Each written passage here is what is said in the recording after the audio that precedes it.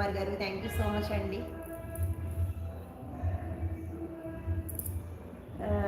చాగంటి గారు, మమతల కోవిలలో కోయిల మనీష, మానస వీణల మధురిమల సవ్వడి మనీషా గారు స్వాగత సుమాంజలి అంటున్నారు. మనీషా నీకోసమే రాస్తారు చాగంటి గారు. ఎంత బాగుందో కదా. Please madam. అబ్బా సాయిరామ్, నేను కూడా బీన్ స్ప్రే చపాతీ. అవునా, మన ఇద్దరు కుకింగ్ మ్యాచ్ అవుతున్నాయి కదా.